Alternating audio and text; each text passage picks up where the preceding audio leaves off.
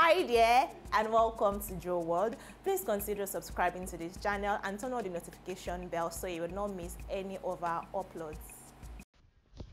The Economic Financial Crime Commission (EFCC) is set to probe Oba Akiolu of Lagos State over missing $2 million in SARS cash.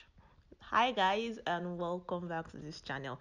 Today on Trending News, we're going to be talking about how the EFCC is trying to probe Oba of Lagos over the SARS cash, the looting of stuffs from his palace during the October 2020 SARS movement, and how Bola Tinubu is involved. So let's get right into the story. So the Balogun of Eko, Abisoye Oyeyemi Oshodi, has said that the Oba of Lagos, Oba Bola Akiolu, is an ex-Oba. Don't even ask me how that one came to be. Just listen to the full story.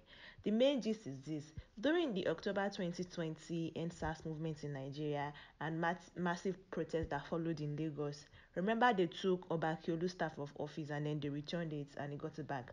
Now, it has said that they took away a cash of $2 million, approximately 900 million Nigerian naira, and another 17 million naira cash from his palace.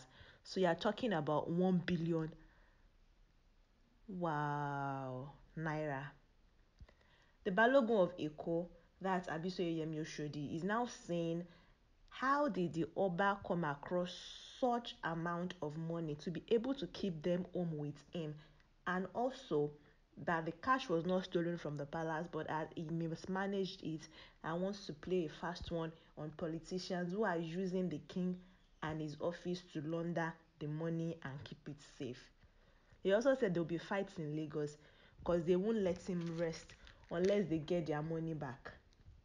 Now this is where EFCC and Asiwaju Bola Tinubu come into play. He said that Asiwaju Bola Tinubu, as the Jagaban that he is one of the men who kept money with the Oba for him to launder the money, so that at the end of the day the money will become legal and they can spend it, He said Bola Tinubu, like this, we all know him. He is not one of the most forgiving persons on earth, and he always takes a pound of flesh, and he's not going to let the Oba go scot-free if his money does not get remitted to him as soon as possible. He even said that Bola Tinubu might kill him. He made all of this known in a long video he posted on a social media handle under the name Balogun Eko. I mean, 17 million naira is not small money though. Then add that to $2 million.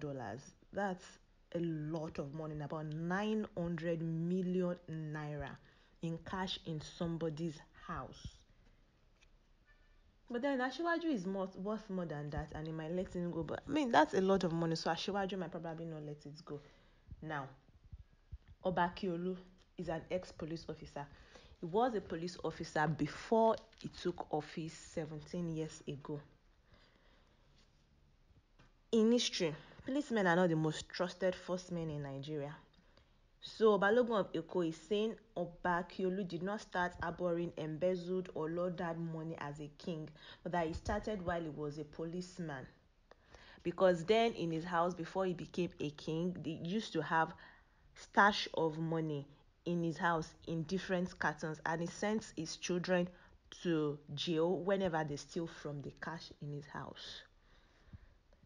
From all reports, Asiwaju and Oba Akiolu have actually not been on speaking terms, according to reports, since Bola was made the Oniru of Lagos. And now, with this money issue involved, and Oba Akiolu now saying that he lost the money, there's bound to be genge anytime soon in Lagos. According to the Lagos State, he's saying that EFCC should probe the king for him to publicly declare that amount of money as cash, as that was in no means possible, and it is definitely a violation of the Nigerian law. Because according to the law, if you have ₦1,000,000 cash in your possession, you will be investigated for money laundering. And now this king has publicly declared 900 million naira missing from his palace in cash. So they definitely should investigate him. And the Economic Financial Crime Commission are now looking into the Oba's case. Now, the twist to the whole story is that the Oba did not file a police report when the NSAS movement happened and the looting happened in his kingdom, in his palace. He simply just said the staff of office was missing. He didn't declare that he lost some of his shoes. Like, he now came back now to say that he has lost some of his shoes. He has lost the money also. And of course, you know that they took palliatives from his house. And he didn't declare his assets before, so they did not know he had as much as these things in his house. We only know that he ordered palliative and they took his staff of office. But now that the owners of the money want their money back, he has come out to declare and say that the money was stolen. Maybe he didn't want to say it because he does not want this kind of attention that he's getting now. He does not want that kind of attention. Maybe that was why he didn't say anything about it.